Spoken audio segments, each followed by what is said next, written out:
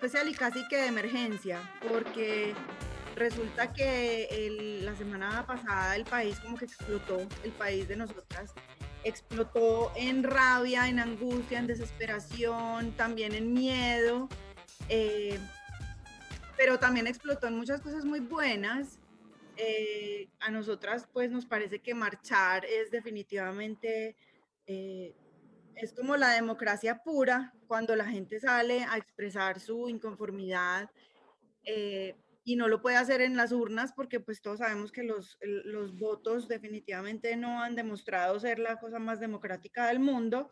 Entonces la gente sale a las calles a demostrar su inconformidad y a exigirle a sus gobiernos lo que cree que necesita el país, ¿cierto? Entonces en este momento Colombia está loco, la gente está desesperada durante la pandemia, la gente está desesperada aguantando hambre en una situación económica muy compleja y la oposición pues está llamando pues a unas acciones un poco bélicas que no, que han resultado en muchísimos problemas. Ahorita pues tenemos un experto aquí que nos va a hablar desde su punto de vista lo que ha pensado, lo que ha pasado y la situación en la que se encuentra el país, los periodistas, la población civil, en la encrucijada que está el gobierno en este momento, las oportunidades que se presentan para el gobierno también. Esto también lo tenemos que ver como pues un hito en el que el gobierno puede tomar decisiones que cambien el rumbo que llevaba.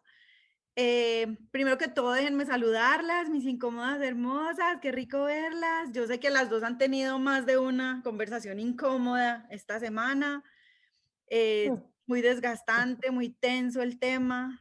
eh, y nuestro invitado súper especial, Camilo Vallejo, que ya nos va a contar un poquito quién es y cómo ha visto la situación y que sí que le ha tocado tener conversaciones incómodas y desgastantes, como nos estaba contando ahorita. Entonces, démosle la bienvenida. Hola Camilo, ¿cómo estás? Hola, ¿cómo van? ¿Cómo les ha ido? Muchas gracias por la invitación. Muy contento. Cuéntanos un poquito, pues primero lo que estás haciendo y también yo quisiera saber desde tu perspectiva y como tu experticia en este tema de corrupción, sobre todo que tú eres como más enfocado en este tema de corrupción y de libertad de prensa, ¿cómo has visto esta situación? ¿Qué es lo que más, digamos, te ha gustado? Porque esto también tiene cosas muy buenas y qué es lo que más te ha parecido preocupante de la situación en el país. Bueno, a ver, ¿no? Pues ¿por dónde empiezo? Digamos que yo me dedico a varias cosas, como todos hoy en día. Digamos, en primer lugar, pues manejo una organización en Manizales que es muy vieja, ya tiene 39 años, estamos cumpliendo, que es la Corporación Cívica de Caldas, una organización pues que nosotros la llamamos la primera veeduría del país, porque se montó cuando ni siquiera existía como el concepto de veeduría en Colombia. Trabajamos pues en temas de lucha contra la corrupción, de acceso a la información pública, de transparencia, de datos abiertos. Digamos que empujamos un poco en la región de Caldas pues a que esto se vaya como mejorando con el paso de los años. También hago parte de la junta directiva de la Fundación para la Libertad de Prensa. Es un cargo pues que me han invitado, realmente fue pues, por invitación. Yo toda la vida he trabajado pues en temas de protección a periodistas, de libertad de expresión, y eso pues hizo pues que estuviera siempre he estado muy cercano pues a la Fundación para la Libertad de Prensa. Entonces digamos que ahí también soy profe en la Universidad de Manizales, en la Facultad de Comunicación Social y Periodismo. Bueno, yo soy abogado especialista en Derecho Constitucional con una maestría en periodismo. Digamos que yo siento que lo que pasa en Colombia, así que, pues, hay muchas formas de abordarlo, porque se puede abordar como de todos los lugares. A mí me gusta abordarla como de dos. La primera es que esto es fruto de mucho tiempo. Esto pues no es una explosión de un momento a otro, pues siempre aparecen las posiciones como conspiranoicas, que esto estaba montado y no, no, Colombia viene en una protesta social que ha sido interrumpida pues por la pandemia, bueno, como por la situación que venimos trayendo desde el año pasado, pero pues hay que recordar que en el año 2019 se tuvo una protesta social muy parecida a la que estamos viviendo por varias características. La primera es que son protestas, digamos que las manifestaciones de la protesta son muy extendidas en el tiempo, o sea, logran tener no solo un día, sino que logran permanecer durante semanas con diferentes expresiones.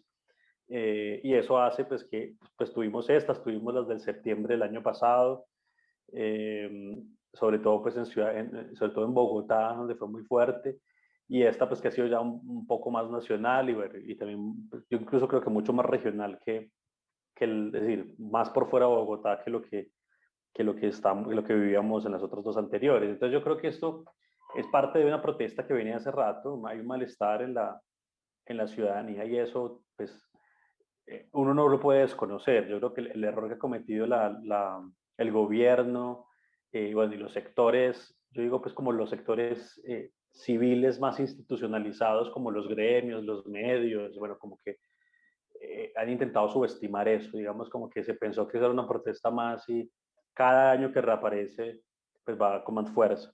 Y lo segundo, como además de que no es una cosa pues nueva, sino que es algo que se viene cocinando durante mucho tiempo, creo que hay una desinstitucionalización del país muy grande, o sea, una pérdida de la credibilidad de las vías normales, y ahí es donde entra como el tema, creo yo, el tema de la corrupción, o sea, somos una sociedad que normalizó la corrupción durante muchos años, todos los sectores, y llega un punto de cuando hay tanto malestar, ya no se puede normalizar más. Entonces nos damos cuenta pues que las instituciones que creíamos que servían para una cosa ya no sirven tanto.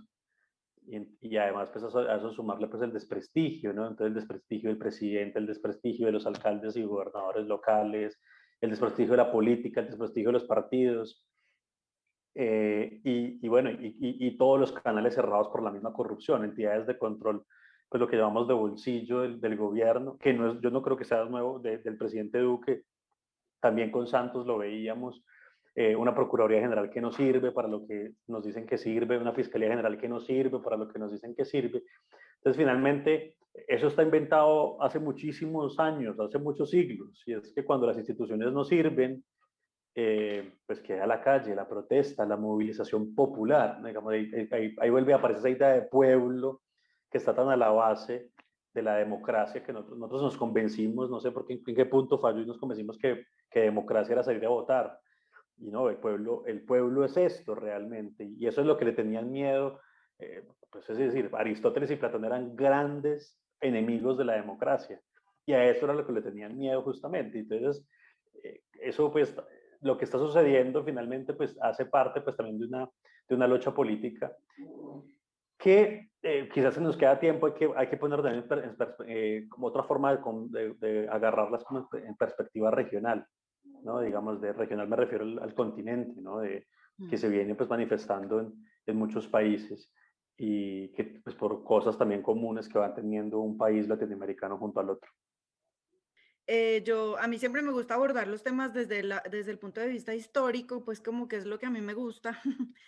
Y definitivamente esto es algo que no, que viene cocinándose ni siquiera hace décadas, esto viene hace siglos, desde la forma como se gestó nuestra república, como se gestaron todos los herederos de las colonias, porque ni siquiera pues es solamente Latinoamérica, también vemos lo mismo en Oriente Medio, vemos lo mismo en África, esta inconformidad de cómo se crearon estas instituciones y la diferencia entre los países eh, colonizadores y digamos Estados Unidos y Canadá, que son como las diferencias de colonias, porque porque su fundación fue muy diferente, la forma como las instituciones se crearon también fueron supremamente diferentes, entonces todo esto sí es herencia de hace muchos siglos y esto yo pienso que uno de los mayores errores que tiene la gente que hoy está gritando, es que hay que defender las instituciones, hay que defender las instituciones. Es como la misma gente que dice, hay que defender las leyes, hay que defender las leyes.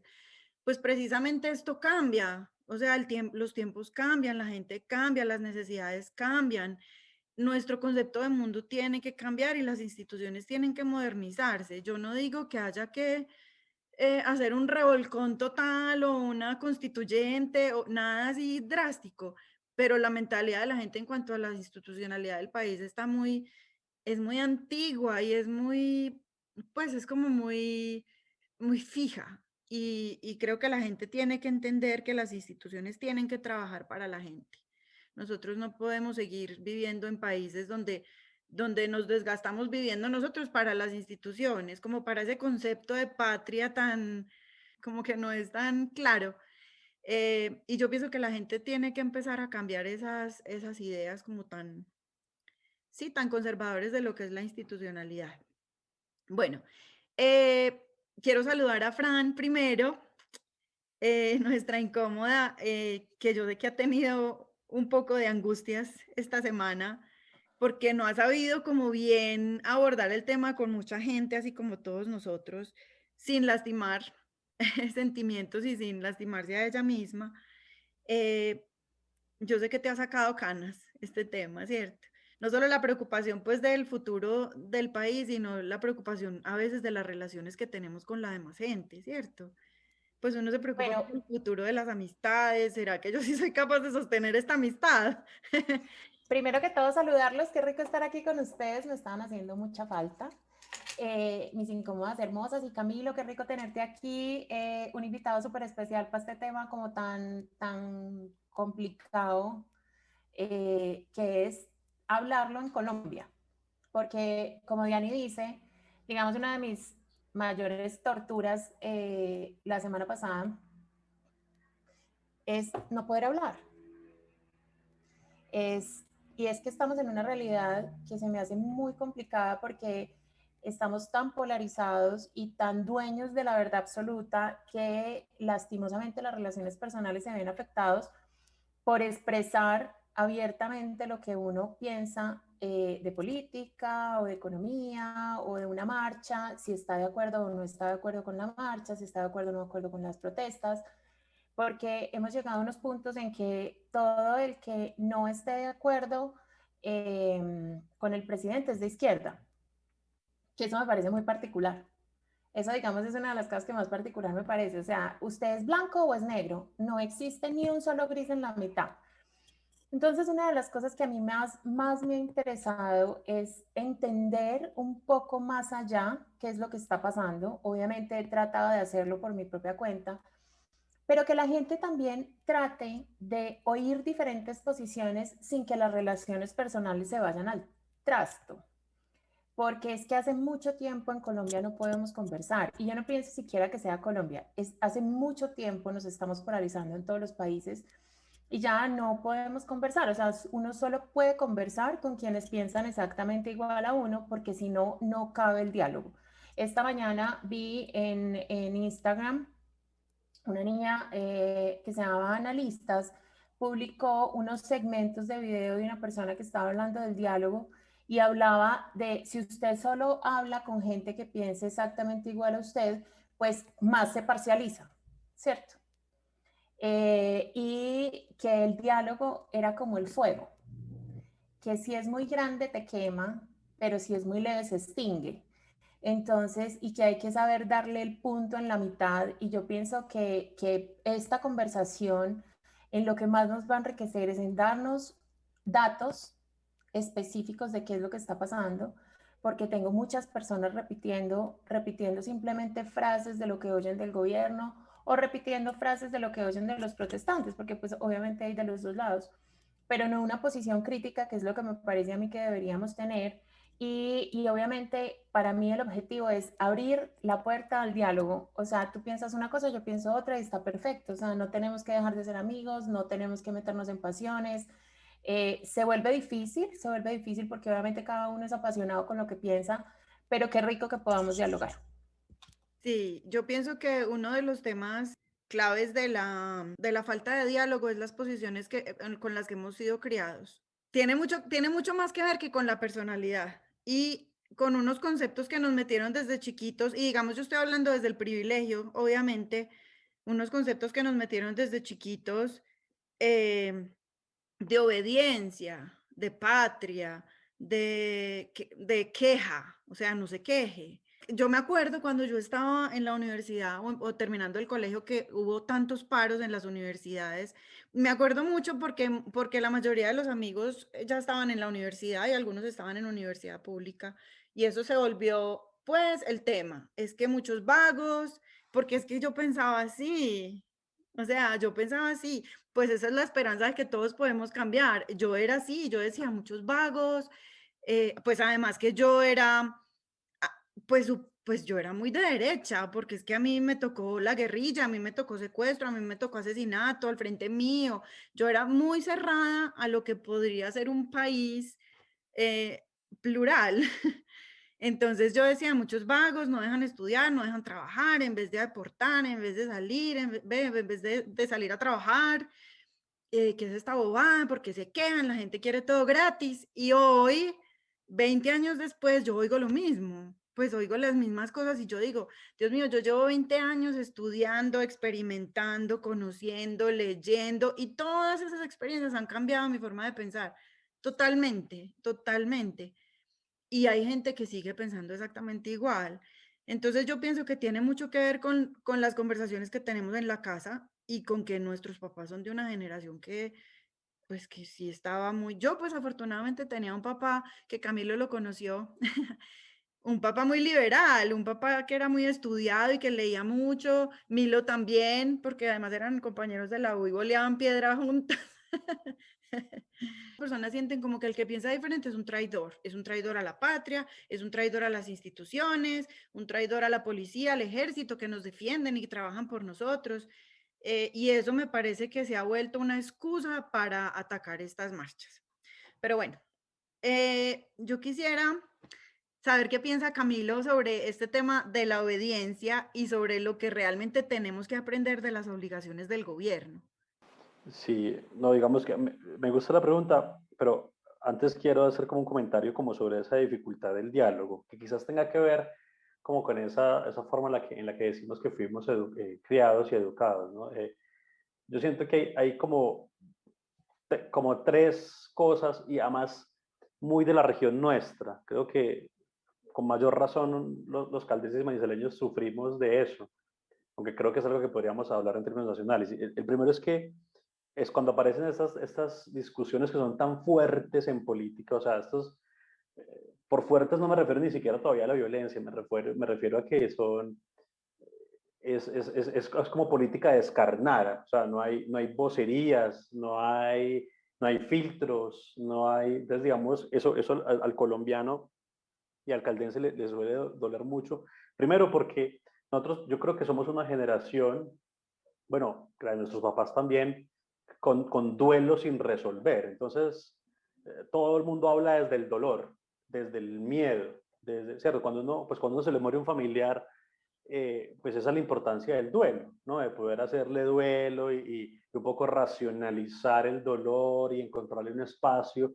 Incluso aquí hay un tema muy bacano que se ha trabajado mucho en la Universidad Javeriana, en la Facultad de Derecho, del espacio público de duelo. O sea, somos un país que habla mucho de paz y, bueno, y con todas las dificultades que tiene, pero no logramos hacer los duelos. Entonces, las pérdidas que nos ha dejado la violencia, el conflicto, una situación como estas, no se pueden tramitar de manera pública, no hay reconocimiento de los duelos de cada uno. Entonces, todo el mundo sigue hablando, la gente cree que está hablando de manera muy racional y muy argumentada, pero al final o sea, eso lo se ve mucho en WhatsApp con las familiares, en WhatsApp como tiene esta idea de privacidad e intimidad, que todavía yo no sé por qué la gente tiene esa idea, pero pues WhatsApp ya no es nada íntimo, es una red social cualquiera, la gente habla de manera un poco más descarnada y cree que está hablando de manera muy argumentada y uno en el fondo solo identifica son emociones, miedos, rencores, y eso hace que obviamente cualquier diálogo sea muy difícil y que el diálogo tenga que subirse con esas emociones.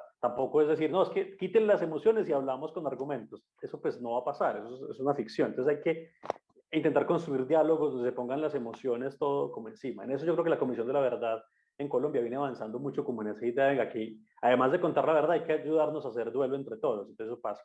Lo segundo, lleva mucho más a la pregunta que estás diciendo y es que fuimos educados en un entorno, bueno, quizás mi generación ya no tanto, pero bueno, de pronto la de nuestros papás sí, pero fue como un entorno de la Guerra Fría, ¿no? Entonces ahí cuando decíamos que somos es un lado o el otro, es que ese es el modelo de la Guerra Fría del pensamiento, ¿no? Entonces es como mueres de uno o de otro, y un modelo de Guerra Fría que en Colombia estaba traducido con la ilegalidad de la contraparte, ¿cierto? Es decir, es que el que piensa distinto es un ilegal, y eso pues después tuvo otras palabras como terrorista y cómplice, y bueno, eso después cuando se acabó la Guerra Fría. Entonces, eh, esa idea hace que sea muy difícil porque entonces y yo creo que uno de los grandes llamados es, yo lo hago mucho de pronto con las personas de generación más arriba, es, oiga, la Guerra Fría se acabó, o sea, es que el castrochavismo y el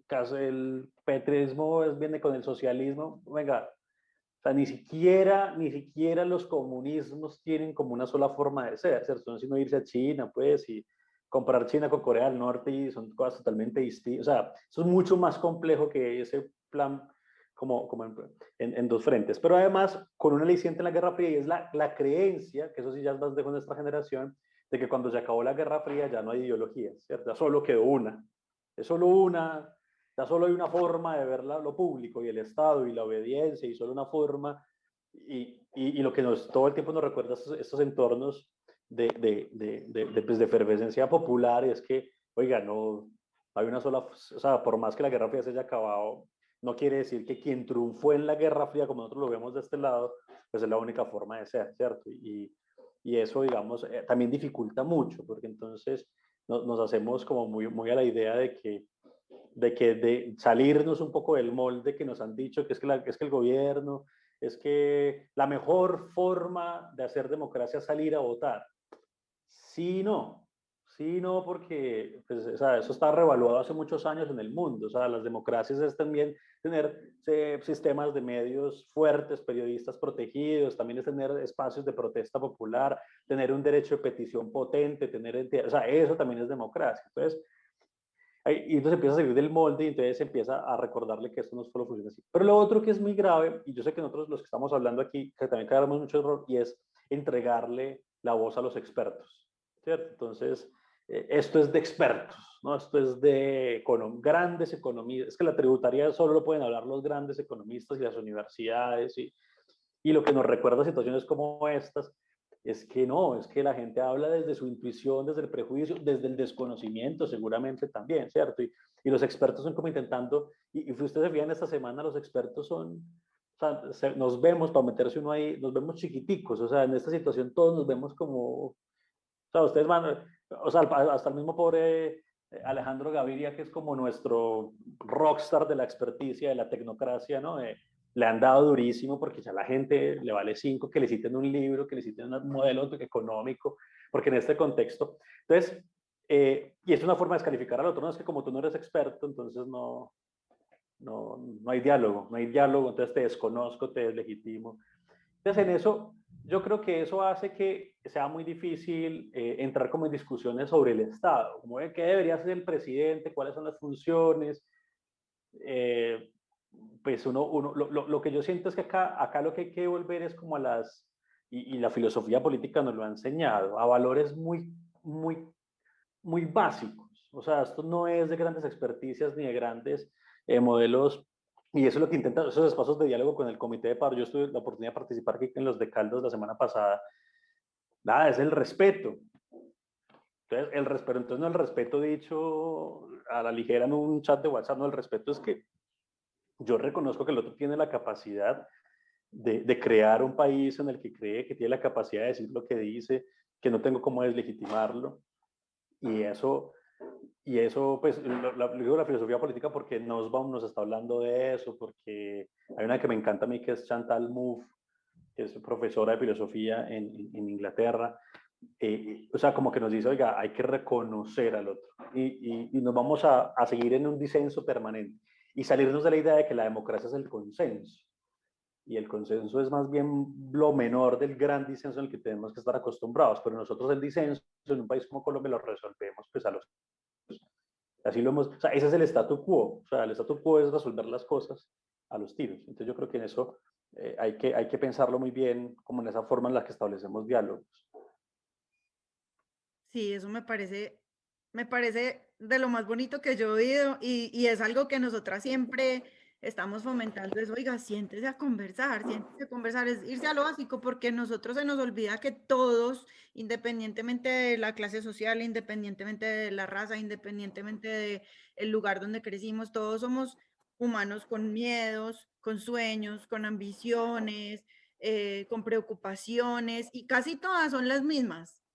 Entonces, son más cosas las que uno encuentra en común con la gente cuando se sienta a conversar con ella. Entonces, yo creo que bajarnos de esos discursos que ya están como tan establecidos. Bueno, Milito, qué dicha pues primero que todo saber qué piensas tú de estos días de protestas, todo lo que ha pasado en estos días. Y yo quisiera saber desde la comunicación, que es como lo que tú trabajas tanto, si has visto una actitud colectiva desde la compasión en estas, pues como con estos eventos que ha pasado en el país, eh, y también como esa construcción desde la comunicación, no solo cívica, sino también lo que ha pasado con las redes sociales, esa construcción de la comunicación en el país, que yo creo que ha sido muy destructiva con los medios masivos. Bueno, lo primero, Dianis, Franci, qué bueno estar aquí, Camilo, qué invitado tan especial, gracias por estar con las incómodas. Eh, Cambiamos el libreto de nuestro programa porque consideramos que es un deber moral, casi que ético, estar conversando sobre lo que está pasando en nuestro país, un país que amamos profundamente, pero que, como lo decíamos ahorita con Camilo al inicio, nos está doliendo profundamente también. Han sido días muy difíciles, en mi caso pues personal, noches muy desveladas, pocas horas de sueño, muchas conversaciones extendidas con los grupos humanos pues en los que estoy. Yo también, Cami, soy docente y la verdad es que llevo 2 semanas sin hablar de marca, sin hablar de comunicación, sin hablar de reputación, porque creo que esos temas pasaron a un quinto lugar. Hemos estado conversando sobre lo que pasa en el país, sobre democracia, sobre futuro, sobre pluralismo, sobre lo que significan y deberían significar las comunidades indígenas para nosotros. Entonces han sido días que yo siento que nos están poniendo a prueba, pero hay un líder al que yo quiero muchísimo de Antioquia. Yo pues soy de Manizales, pero vivo en Medellín hace ya algunos años. Y él dice que en momentos de crisis la responsabilidad, la esperanza es una responsabilidad. Digamos que es algo a lo que yo me aferro. Yo soy positiva por naturaleza, pero tengo que confesar que a veces esa esperanza ha estado profundamente golpeada. ¿Qué me ha mantenido a salvo? Me ha mantenido a salvo la conversación con ustedes, me mantiene a salvo escuchar a Camilo acá desde la perspectiva que tiene, me mantiene a salvo hablar con mi papá, me mantiene a salvo hablar con mis estudiantes. La verdad, esta fuerza juvenil es absolutamente increíble. Ellos han sido también estigmatizados, les han dicho mucho que son la generación de cristal, esa generación que se rompe, que es frágil, que quieren que todo se los dé. Y la verdad, a mí mis estudiantes me han salvado estas 2 semanas. O sea, los debates que yo he logrado tener con ellos, los acuerdos a los que hemos llegado es porque soy de la profesora que les manda la clase grabada para que ellos puedan salir a su protesta social. Son argumentos absolutamente contundentes. No podemos menospreciar lo que están haciendo los jóvenes. La agenda de los jóvenes debería estar siendo nuestra agenda, la agenda de todos. Y cuando digo de todos es incluyendo al gobierno, incluyendo a las personas que estamos aquí conectadas. A mí lo que está pasando con esta fuerza juvenil me ha parecido asombrosa. Yo soy pacifista, soy abierta al diálogo, pues mi génesis es ser, estudié comunicación y me encanta la comunicación. Pero yo creo que el tema está siendo muy jodido porque yo estoy de acuerdo con que uno tiene que conversar y que tiene que aceptar la diferencia, por supuesto. Pero me cuestiono mucho cuando las conversaciones inician con tratar de explicar la importancia de los derechos humanos y tratar de explicar que la violencia nunca va a ser una opción y que matarnos nunca va a ser una opción.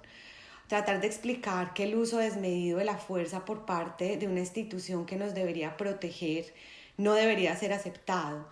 Tratar de conversar sobre, hoy me levanto y veo en los medios que la verdad, yo hace mucho no confío ni me gustan muchos medios tradicionales, me gustan unos pocos. Prefiero los medios alternativos, prefiero lo que pasa alrededor de la independencia, confío un poco todavía en algunos medios que son independientes, pero la verdad cuando tú ves un titular y la noticia es ciudadanos se enfrentan a los indígenas, como si los indígenas no fueran ciudadanos, eso golpea la esperanza, porque eso es lo que estamos comunicando y esos son los imaginarios que pretendemos que la gente adopte. Entonces, está siendo muy jodido. Y yo soy de las que acepta la diferencia, pero la verdad tengo que confesarles algo, y es cuando estoy frente a alguien al que tengo que decirle que la vida es lo más sagrado y que nos debería doler tanto la muerte del policía como la muerte del hijo joven manifestante. Les juro que yo me quedo sin argumentos. Es más, siento que no tengo por qué estar ahí, porque no voy a lograr llegar a un punto en común. Asuntos como que la vida es sagrada, como que estamos mamados de violencia, como que a todos nos debería importar. Tú me haces una pregunta que es muy linda, es muy extendida, pero es muy profunda, y es: Ana, ¿vos has visto compasión en lo que ha pasado? No, yo no he visto compasión. Siento que no ha sido lo más, digamos, lo que está puesto en la mesa. Al contrario, creo que lo que nos falta es compasión. Y nos falta compasión desde entender qué es lo que le está pasando a Colombia. Yo coincido con Cami con que lo que está pasando ahorita no es nuevo. Es que Colombia lleva años, la historia lo confirma, llevamos años de violencia, llevamos años de dolor, llevamos años de desigualdad. Ahora las cifras de desigualdad y de pobreza se han incrementado pues a raíz de lo que ha pasado en la pandemia, pero nos tiene que doler a todos esos. Esos son los puntos en común que yo siento que no tienen margen de negociación. Es que si a los que estamos aquí no nos importa que 7 millones de colombianos se acuestan cada noche sin comer, ¿qué nos importa? ¿Qué nos importa realmente? ¿Qué nos importa? O sea, es que además es una ecuación que es profunda y que es real. No existe empresas en una sociedad que no sea viable. No existen instituciones en una sociedad que no sea viable. Entonces, ¿de qué estamos hablando? Es que la conversación debería ser más trascendente y más profunda. Debería ser más trascendente y más profunda. Y siento que no, nos estamos quedando en unos síntomas, pero no estamos yendo a las causas estructurales. No estamos yendo a las causas estructurales. Entonces, yo creo que hay algo que ahorita resonó mucho en mi, Cami, cuando vos dijiste o sea, que hay detrás de la violencia. Yo creo que nosotros somos un país con muchos duelos no desarrollados, muchos duelos no resueltos y muchas heridas que todavía están sangrando, porque no hemos tenido de alguna manera la grandeza y la fuerza colectiva para solucionar lo que hay que solucionar. Yo en estos días le decía a mis muchachos, a unos estudiantes que tengo súper bacanos, yo les decía, centrémonos en cuáles son los problemas estructurales. Ustedes tienen esta fuerza juvenil, ustedes están en las calles, ustedes están conectando aquí en mi clase sudados porque acaban de bailar en todas las calles de Medellín. Observemos los temas estructurales. A ver si tenemos la grandeza y la valentía de hacerlo, porque si no, esto se va a repetir. Y va a ser un círculo no virtuoso, sino un círculo vicioso, y no vamos a lograr salir de ahí. Para uno lograr salir de ahí, tiene que tener un pensamiento crítico, pero tiene que tener compasión. Y es esa capacidad de, también lo decía ahorita Camilo, lo decía Fran, y creo que tú también lo dijiste, Diani, si es, pucha, vamos a reconocer al otro realmente, vamos a reconocer al otro, vamos a entender que donde venga la violencia no es el camino, que no la aceptamos, que no es a punta de bala como nos vamos a solucionar los problemas. Y lamentablemente nosotros hemos crecido en un país violento. Hace poco un psiquiatra de la Universidad de los Andes sacó un estudio que a mí me impactó mucho, y es que los colombianos todos tenemos en alguna medida estrés postraumático. Unos en mayor medida y otros en menor medida. Yo estoy de acuerdo con eso. Pero lo vamos a reconocer que somos una sociedad con dolor, que somos una sociedad que tiene que sanarse para poder conversar. Vamos a ser una sociedad que vamos a volver a confiar en nuestro poder ilimitado, porque la humanidad es muy poderosa y tenemos cosas maravillosas. Pero mientras que no reconozcamos eso va a ser muy difícil. A mí hay otra cosa que me está preocupando mucho, y esto digamos que va a ser como preparar el terreno para la pregunta que le quiero hacer a Cami, es digamos que el elemento fundamental para uno poder generar un diálogo que sea de alguna manera extendido, apreciativo, pluralista, que es lo que yo siento que necesita Colombia, es la confianza. y la confianza está golpeada. Está absolutamente confiada. No confiamos en el gobierno, no confiamos en las instituciones, no confiamos en el otro y estamos acostumbrados a solucionar todo de manera violenta. A decir que hay muertos buenos, no confiamos en los científicos, ¿cierto? Y no nos ponemos la vacuna. Hay muertos buenos, hay muertos malos. Hay vidas que valen, hay vidas que no valen. Ahora la conversación está puesta en la mesa pues por lo que ha pasado con la minga indígena, que eso a mí me va a servir un poquito la sangre porque no estoy de acuerdo con la violencia. Si ellos están siendo violentos, no estoy de acuerdo con la violencia. Pero ahora verá que les vamos a quedar debiendo. Ahora resulta que les estamos debiendo, por Dios. Es que desde que salgamos diciendo que es que ciudadanos se enfrentaron con indígenas y esos ciudadanos, ¿qué ciudadanos son? ¿Sí? Entonces yo creo que hay que poner la mirada donde es. Pero Cami, digamos que todo esto, y obviamente yo hoy estoy más emocional de lo normal. Yo soy una mujer muy emocional y hoy estoy más emocional de lo normal. Esta mañana pegué una llorada en la ducha, deliciosa, la necesitaba. De esas lloradas que uno necesita como para salir a enfrentar el mundo. Esta mañana la pegué, creo que por ahí tengo los ojitos todavía hinchados. La pregunta que yo te quiero hacer es que, mira, Las Incómodas tiene un propósito muy grande y es que yo también me he encontrado con que hay mucha desinformación. Y la gente empieza como a repetir como lorito, repite como lorito posturas, pero sin la capacidad argumentativa que necesita este despelote. Este mierdero necesita también la capacidad argumentativa, el fomento de pensamiento crítico. Cami, si tú quisieras decirle a las personas que nos escuchan, este podcast lo escuchan juventudes, lo escuchan personas de todas las características, de todas las afiliaciones políticas, porque hemos intentado ser muy pluralistas, y yo te preguntara a ti, ¿qué decirles a estas personas de dónde tendríamos que estar centrando nuestra energía, centrando nuestros esfuerzos, centrando nuestra mirada para tratar de encontrar caminos? ¿Vos qué les dirías? Bueno, no, eso yo también, es decir, yo doy clase en la Universidad de Manizales. La Universidad de Manizales estuvo en paro la semana pasada, ¿no? Una universidad privada. O sea, lo histórico de Manizales es que de las 6 universidades, digamos, reconocidas de la universidad, 4 estaban en paro, las 2 públicas y 2 privadas. Y eso, pues, o sea, conmociona mucho para la ciudad, ¿no? Y yo, pues, en la que yo daba, estaba dentro en paro. Bueno, y he tenido la oportunidad de conversar, pues, con algunos que están en la calle.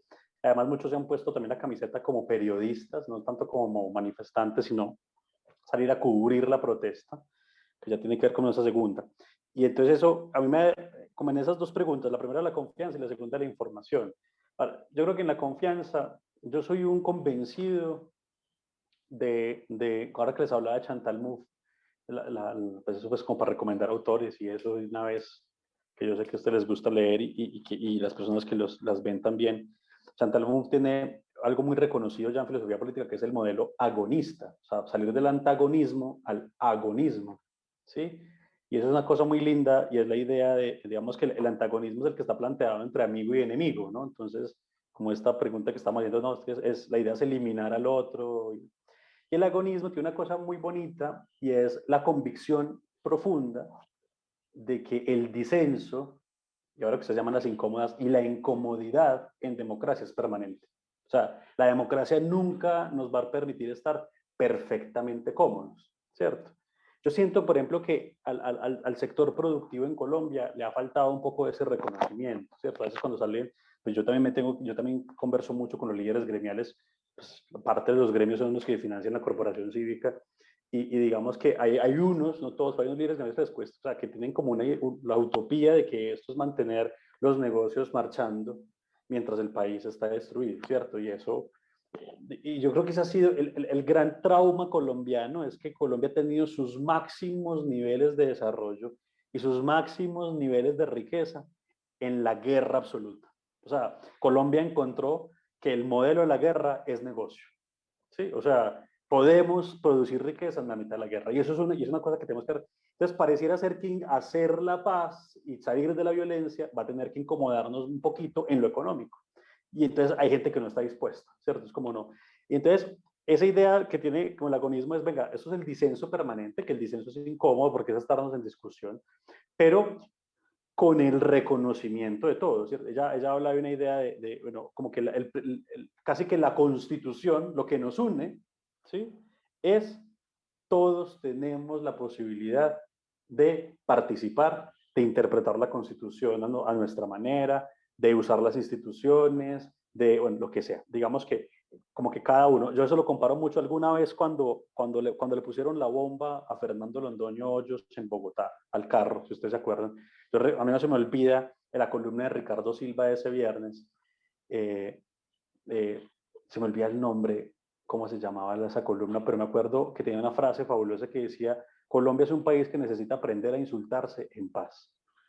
Y yo creo eso, es decir, ahora hay gente que no cree en el insulto mucho, pues yo que soy muy fiel a la libertad de expresión, yo creo en el insulto de alguna forma como medida pues para algunas situaciones, pero es que es preferible insultarnos que matarnos, ¿no? Es como una idea, entonces eso, yo creo que parte como de recuperar confianza es entender que el encuentro con el otro incomoda, sí o sí, ¿sí? O sea, que hablar de derechos humanos no es solo para el derecho humano que me gusta, pero para el que no me gusta no, ¿cierto? Entonces uno ve todo el mundo citando el derecho humano, entonces los de la protesta, los del sector productivo, no, es que las libertades y la libertad de empresa están en juego en este momento, ¿cierto? Claro, se sabe que todos están en juego, pero entonces también están en juego los que nos incomodan y no hemos sido capaces de ver como esa situación. Y la idea del disenso, o sea, la idea es que salgamos de esto, que los diálogos sean, es bueno, ¿cómo vamos a seguir en disenso de aquí para adelante? Pero acá tiene una trampa que es como la crítica, yo siempre lo llamo como la crítica colonial o de colonial que le han hecho a Chantal Mouffe en América Latina, y es que pues el modelo agonista es exitoso, pero hay que reconocer que no todos llegamos con las mismas herramientas a ese encuentro de uno con el otro. Y lo que no hemos es creer que la minga indígena, ¿sí? Es decir, todos somos violentos, pero esa idea de que no, es que valen los de un lado y lo del otro, yo creo que en Colombia es muy importante, ya lo digo por qué, pero también no se puede desconocer que, es decir, todos los muertos valen, pero a lo que vamos, hay 30 muertos, un miembro de la fuerza pública y 29 civiles.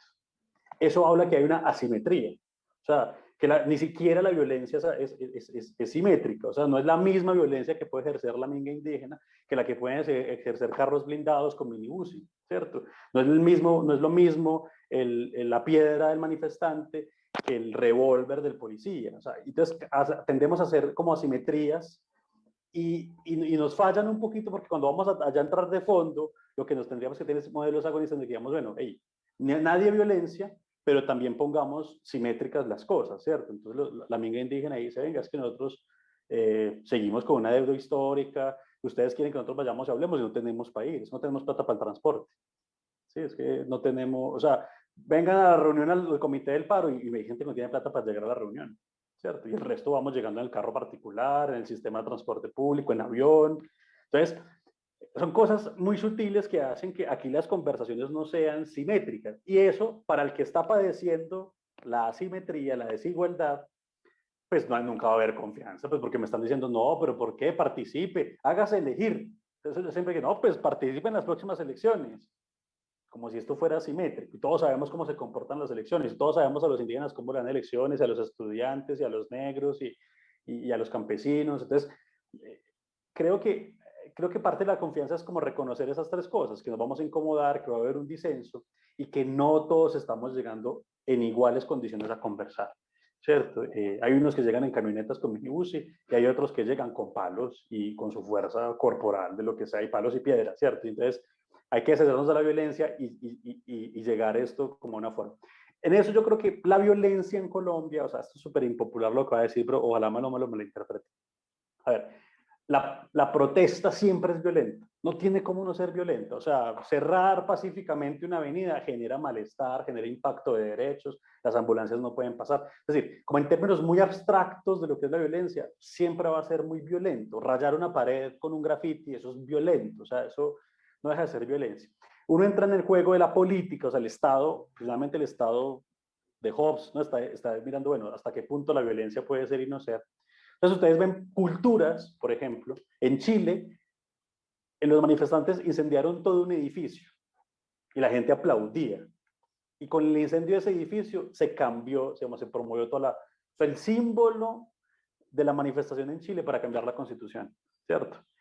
En Colombia, ¿qué es lo que pasa? Que yo ahí me voy a meter con un tema que ya me empiezo a meter en la información, las estéticas. Entonces, en Colombia la violencia le tenemos tanta desconfianza, porque la hemos vivido, claro, en un país como Chile, la violencia tendrá unas lecturas y unos significados. Para el colombiano la violencia tiene, o sea, aquí el que incendia edificios son la guerrilla, y, es decir, y Pablo Escobar con esos eran los que, entonces, es muy difícil que las manifestaciones, yo por eso detesto cuando empiezan a incendiar cosas y a romper cosas, porque yo lo analizo sobre todo ahora lo que están buscando es poner un significado que en Colombia no pega, es decir, aquí quebrar un vidrio de un banco, en otro país puede ser, eso no es nada, eso, quebrar un vidrio de un banco, pues nada, pero aquí quebrar un vidrio de un banco es muy potente porque aquí los que más quebraban vidrios de bancos eran las FARC cuando ponía la bomba en la caja agraria en el pueblo y veíamos todas las imágenes por televisión, ¿cierto? Entonces, la violencia aquí ya tiene otro significado muy distinto, entonces lo que hay que salir es, cuando uno hace el llamado a la violencia, ahí sí estoy de acuerdo totalmente, es que acá no tiene ningún tipo de atractivo, o sea, acá no tiene ninguna capacidad transformadora de lo que en otros países podrían llegar a tener. Es decir, eso ya pues no podemos meternos y bueno, ustedes, digamos, sí, que han estado y tienen amigos en otros países, pues tienen como otras connotaciones, ¿cierto? Es decir, bueno, es decir, eso pues no va a tener mucho más ahí. Yo qué creo con la información, que ahora tiene que ver esto, porque tiene que ver mucho con la estética, ¿sí? Yo creo que, o sea, yo no creo que haya un gran estándar como para decirle a alguien, usted está súper informado, usted está súper desinformado. Yo pienso, y yo desconfío mucho porque me parece que esa es una forma de descalificar al otro. No es que usted está muy desinformado, entonces se está manipulado. Y así se dicen los uribistas de los petristas y los petristas de los uribistas.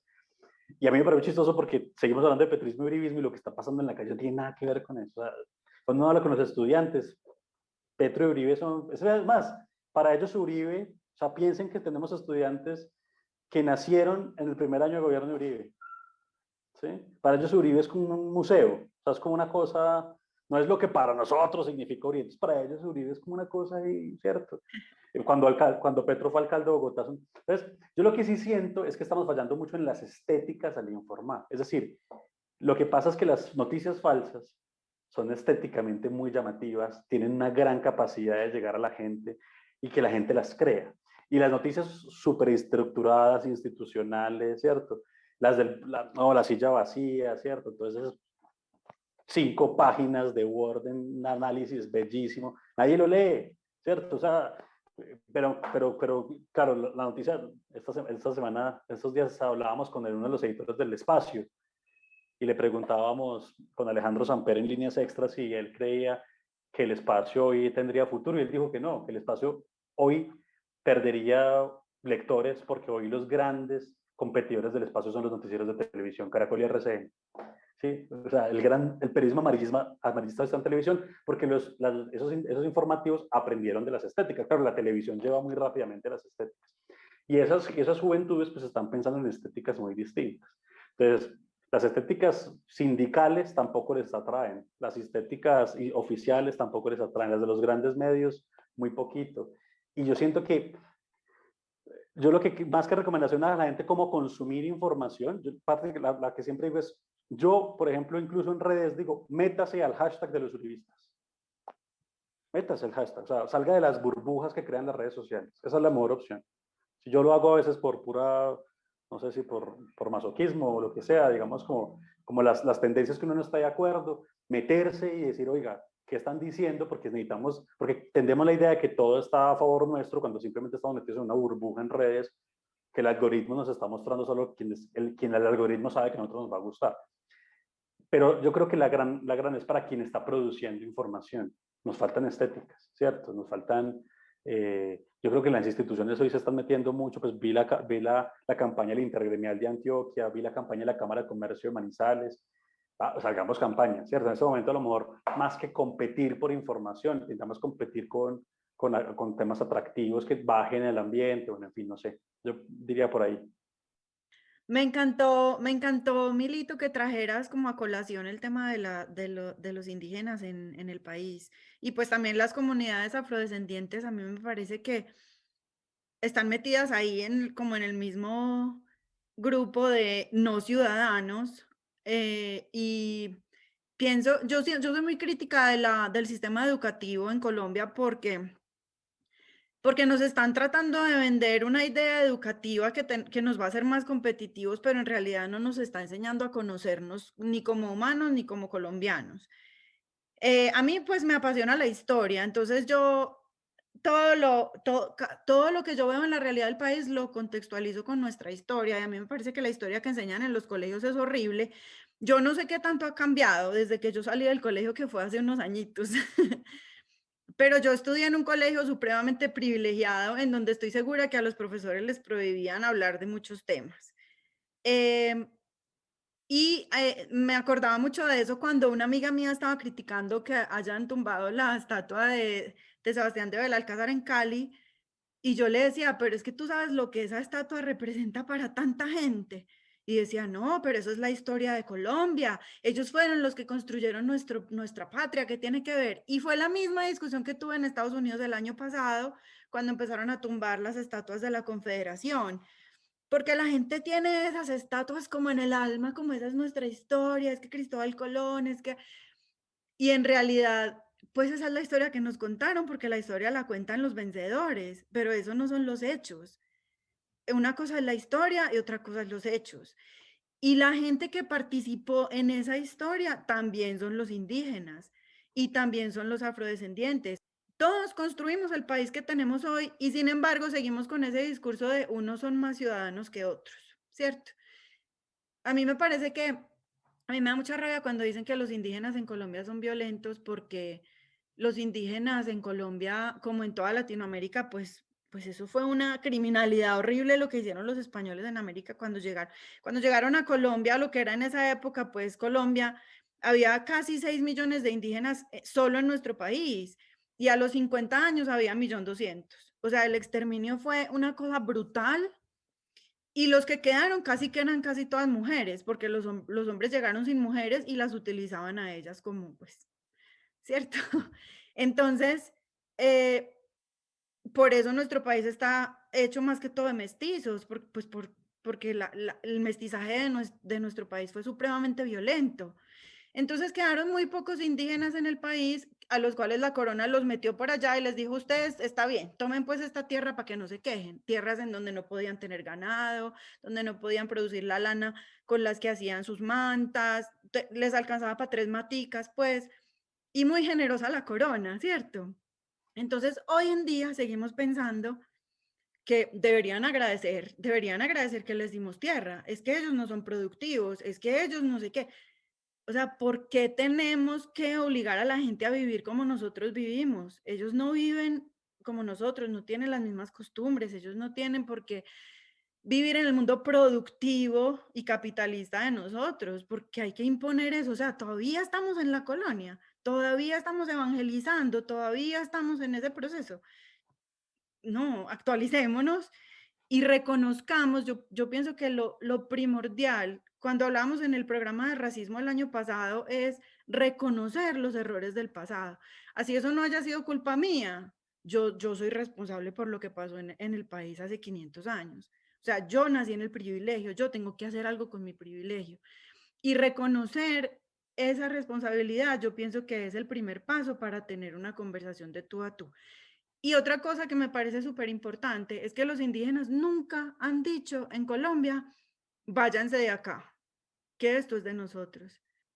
Ellos siempre han sido muy, podemos vivir en comunidad, podemos vivir juntos, o sea, la tierra da para todos.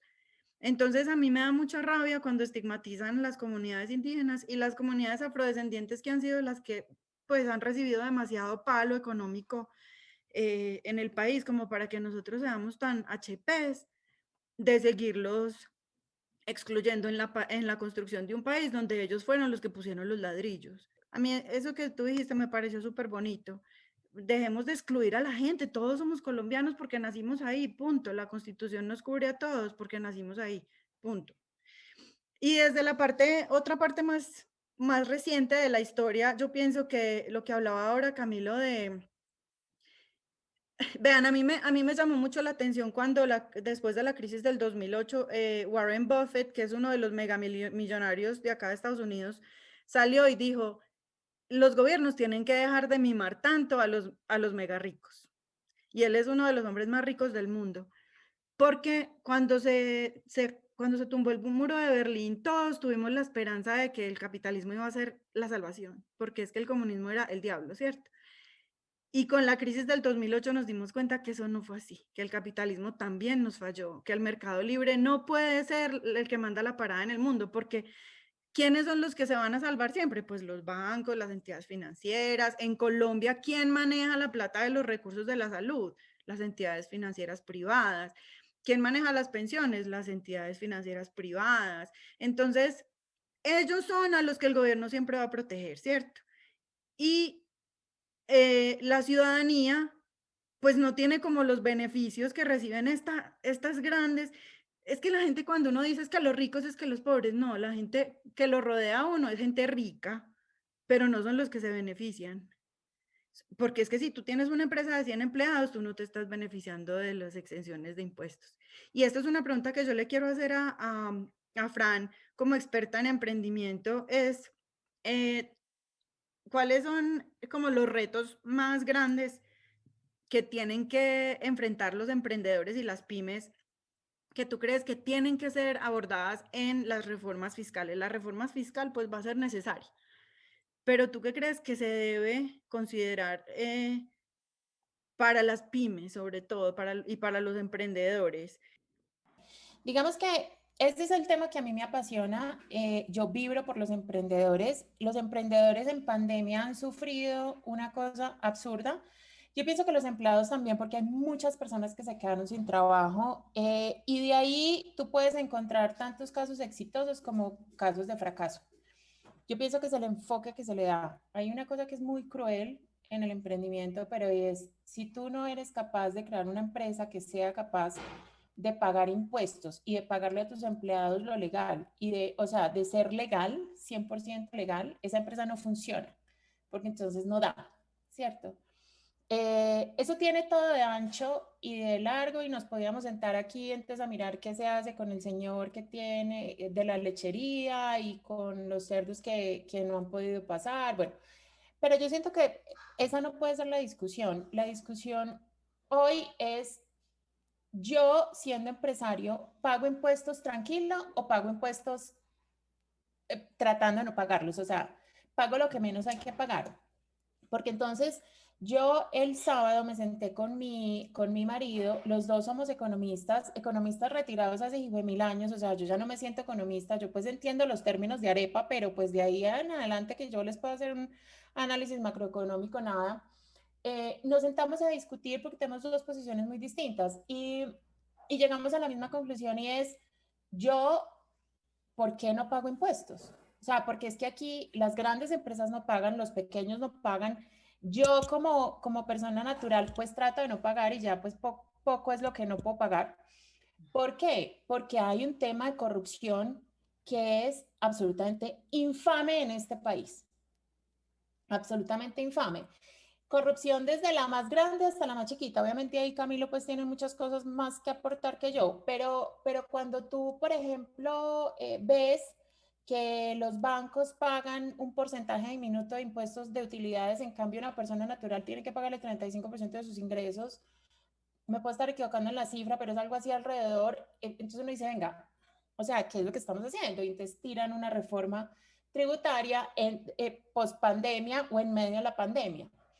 Entonces, yo siento que el tema empresarial, desde chiquito a grande, el gran problema no es qué tantos auxilios te da el gobierno, qué tantas facilidades te da el gobierno, porque digamos que Colombia ha trabajado muchísimo en tratar de promover el emprendimiento y hay una cantidad de instituciones dedicadas a promover el emprendimiento en Colombia. Digamos, en nuestra región, nosotros somos unos duros para promover el emprendimiento de todas las instituciones. O sea, es una cosa impresionante. Porque es que promover el emprendimiento no es solo, digamos que cambiar leyes. Promover el emprendimiento es darte conocimiento gratuito, es promover lo que tú estás haciendo, es formarte, es darte conocimiento claro de cómo debes funcionar como empresario para que lo puedas hacer de una manera exitosa. Hay una cosa en Colombia que en esa sí estamos muy atrás y es que tú en Colombia no te puedes quebrar. Porque una de las cosas que sí necesitamos en Colombia es que la gente se pueda quebrar haciendo emprendimiento y que al otro día salga y monte otro y ya. Pues cierto, que eso, digamos, en muchos países se da. En Estados Unidos, digamos, valoran muchísimo la experiencia de un empresario cuando se quiebra. Aquí en Colombia te dejan vetado, pero revetado. ¿Cierto? Entonces, digamos, en eso sí sería súper importante una ayuda, pero yo siento que hay un fondo muy, muy grande detrás de por qué un empresario no quiere pagar sus impuestos o por qué hay empresarios, o sea, porque entonces a los de la mitad sí les pegan con toda, en cambio a los grandes, grandes, grandes empresarios los tratan con su avena, ¿cierto? Ahí es donde yo pienso que está la gran discusión, porque del resto, o sea, de los emprendedores que murieron en pandemia, de los emprendedores que les están trabajando, digamos que los que nos dedicamos a eso, somos los encargados de ayudarle a esa gente a que salga adelante y a que lo pueda volver a lograr, ¿cierto? Porque los recursos están, o sea, existen. Es desconocimiento más que cualquier otra cosa los que no llegan, digamos, a lo que existe, a lo que existe de recursos. Pero ya que me diste la palabra, pues yo aquí me voy a aprovechar, voy a coger esta palomita y quiero hablarles un poco de una cosa que estaba hablando Camila ahorita y es, por ejemplo, en el tema de Chile. Yo el año pasado viví en Chile todo el año y hay una cosa súper importante y es que, como todos nuestros oyentes saben, yo pues me he entregado a tratar de estudiarme hace muchos años y hice un curso de constelaciones. Pero miren, ustedes no saben lo que le da a los chilenos cuando uno les cuenta las historias de la violencia en Colombia.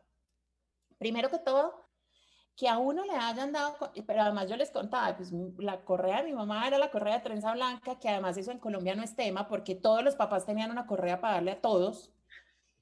Para ellos era que nos habían maltratado y ellos decían, tú fuiste maltratada en la infancia. Yo, no, es que eso era normal. No, eso no es normal, eso es maltrato infantil. Entonces desde ahí ya arrancamos pues con una historia de violencia bien compleja.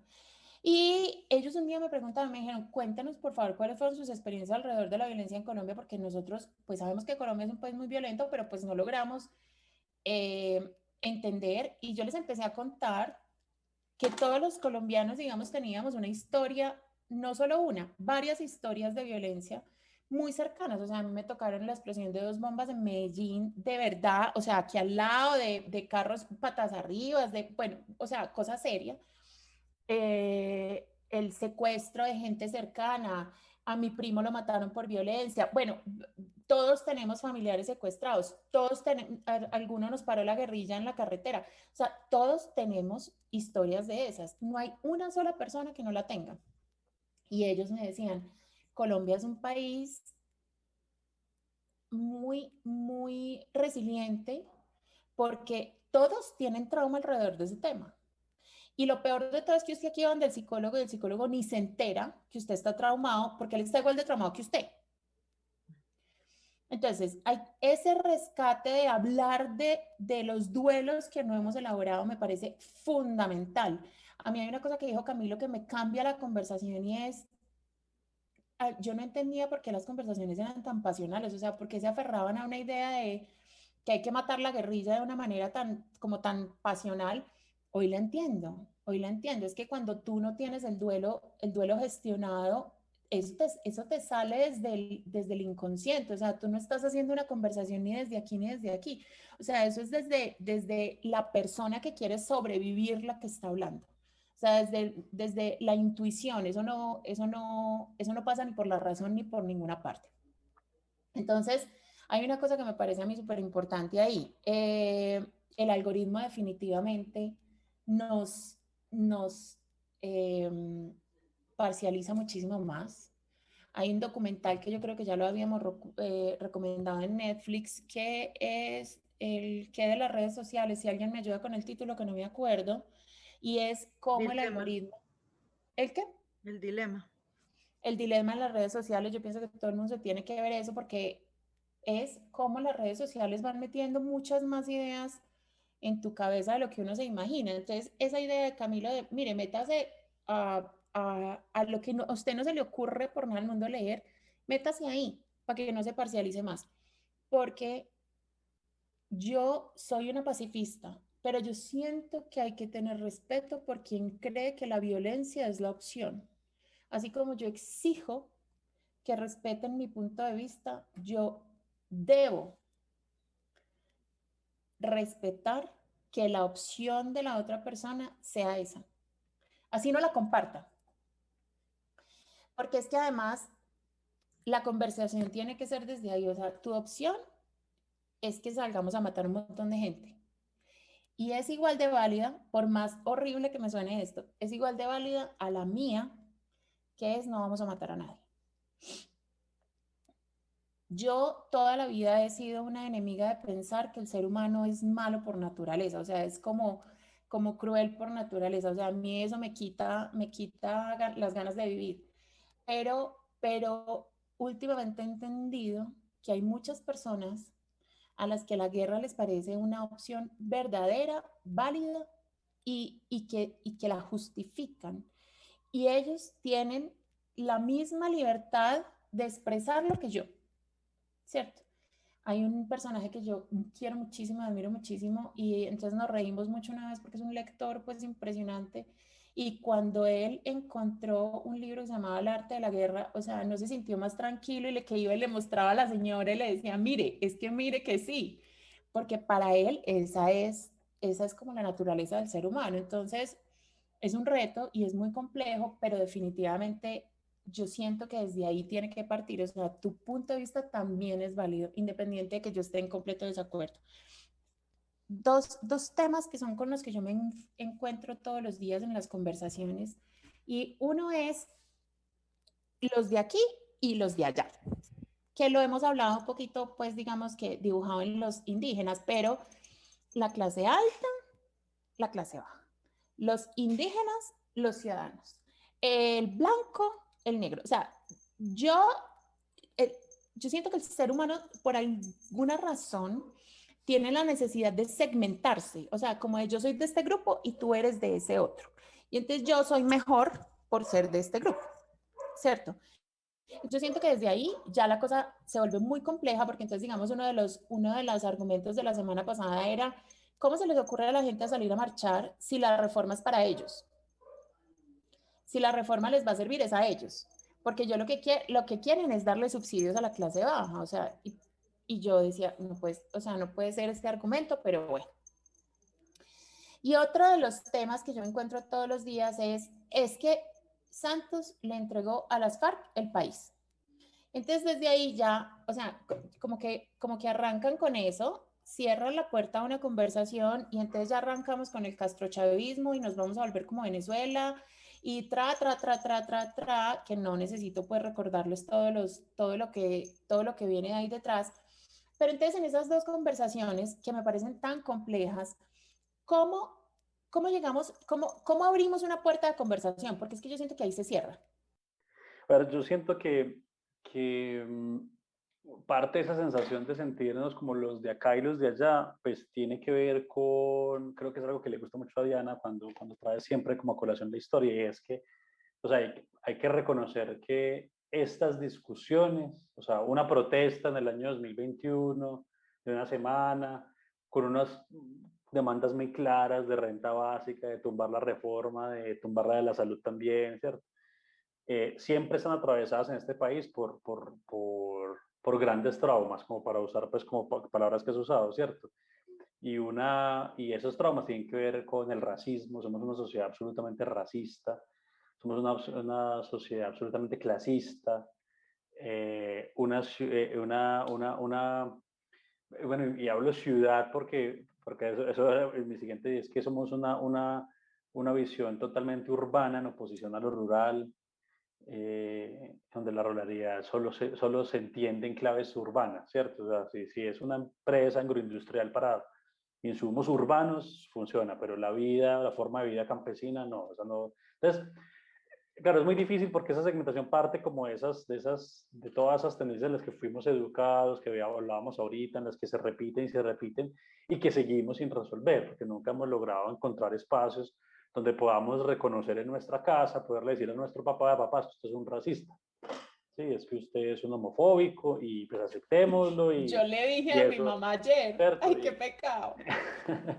Y eso ha hecho daño, o sea, como que ese reconocimiento nos cuesta mucho. Entonces la gente que asume que esas posturas no tienen nada que ver con eso, ¿no? Como que ellos de verdad están salvando la patria, pero al final están salvando la patria a punta de racismo, clasismo, todo lo que hemos dicho. Entonces, yo creo que esa segmentación es muy difícil de romper si no se tiene como esas conversaciones. Entonces, en últimas, hay que digamos, como poner también esas conversaciones sobre la mesa. Entonces la gente dice, no, pero es que ¿por qué en una marcha contra la reforma tributaria las mujeres las feministas tienen que empelotar y mostrar el dorso desnudo? Pues es por esto, ¿sí? O sea, porque de alguna forma también hay gente que está diciendo, diga, esta forma en la que usted lee la protesta tiene que ver con que usted tiene una postura absolutamente misógina, machista, ¿cierto? Entonces, pero entonces la gente cree que eso no tiene nada que ver y hay un montón de gente, y eso es lo que llamamos como en las ciencias sociales los enfoques, ¿cierto? Los enfoques diferenciales. Entonces, ponernos lentes de género para leer unas cosas, ponernos lentes de campesinado para otros, lentes étnicos para otros, ¿cierto? Entonces, darnos cuenta que tiene todas las conversaciones en Colombia están atravesadas por eso, ¿cierto? Y entonces, pero a mí me gusta mucho, eso funciona como en este mundo binario, que yo pues siempre lo ato mucho como a pues eso siempre se lo han puesto a Goebbels pues en el comunicador pues nazi, en su manual de comunicación de reducir todo a categorías muy sencillas, es decir, un indígena con su indumentaria indígena, su pañoleta, su bastón, es igual, o sea, pone un símbolo igual matemático, igual guerrillero, ¿sí? Y indígena igual guerrillero, igual Petro, ¿cierto? Entonces, lo que intentan es lo que llamamos en comunicación como las cadenas de asociación. Entonces, todo está construido sobre cadenas de asociación muy difíciles de roer. Y yo siempre digo que unas apuestas yo siempre lo hago como un ejercicio, claro, como con la gente que no tiene más capacidad, que son como los más amigos, con los amigos que uno se ha aprendido a insultar tomando los tragos, ¿cierto? Que uno sabe que no se va a acabar la amistad. Es muy bueno el ensayo de proponerles, de ponerles la cadena de asociación sobre la mesa. Oiga, ¿usted qué cree que tienen como un Petro que en su vida ha visto un indígena? Seguramente tampoco. O sea, él nos dirá que ha visto un montón, pero es un político más que nos dice que él se ha sentado con mentiras, nunca. Más, hay versiones en internet de los indígenas hablando pestes de la guerrilla, de las FARC. O sea, hay unas entrevistas hermosísimas donde ellos cuentan cómo se tienen que defender de las FARC porque el Estado no pudo, porque el ejército hizo cosas peores, lo que sea, la posición de ellos. Entonces, cuando uno lleva eso a la mesa, ellos, digamos, tienen que confrontarse como con esa cadena de asociación que está construida de manera tan, a lo que hablábamos ahora con las estéticas, bueno, los grandes medios, digamos, como que también la forma más fácil de comunicar es replicar esas cadenas de asociación. Entonces, yo siento que esa segmentación está construida como en eso, ¿no? Y por eso quienes defendemos mucho el proceso de paz, sobre todo yo lo defiendo mucho alrededor, que son los temas en los que más he trabajado, que son los temas de memoria y verdad, ¿cierto? El derecho a la verdad, ¿sí? O sea, cuando uno dice, no, verdad, justicia y reparación. La justicia es para que alguien pague, ¿sí? La reparación es para que las víctimas tengan reparaciones, o sea, vuelvan a restituirse sus derechos. Pero la verdad es lo único que nos va a poder poner esas cadenas de asociación sobre la mesa, ¿cierto? Venga, pongamos esto sobre la mesa y démonos cuenta el daño que ha hecho, lo que ha perjudicado, ¿cierto? Por ejemplo, a mí me conmovió mucho la semana pasada, pues como todos los gremios pidiendo militarizar, o sea, el sector productivo, ¿no? Militaricemos, ¿sí?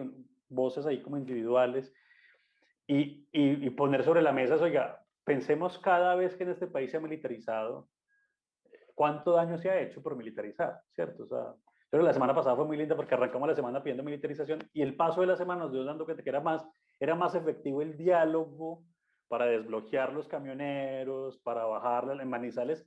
En Manizales la mesa con el comité de paro se instaló el miércoles, después de que el martes había sido la famosa imagen del bus pues gaseado.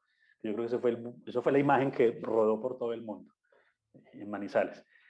Y esa noche ya estábamos, ya esa noche no hubo desmanes ni de las protestas ni de la fuerza pública, ¿cierto? Entonces, en Manizales al menos. Entonces, esas categorías cuando se ponen así, hay que llevarles a eso, pero claro, siempre es como un refugio, o sea, es el pensamiento seguro. Entonces, mejor me guardo en lo que yo siempre he pensado, que esto finalmente es... Y esas categorías siempre nos dan lecciones, o sea, es que esto fue por culpa de... Entonces, fíjense, es como operando la cadena de asociación de hace 4 años, operando todavía, no, es que esto es culpa de Santos que lo entregó a las FARC, y los que están marchando son todas las FARC. O sea, a ver, ¿cómo así que son todas las FARC?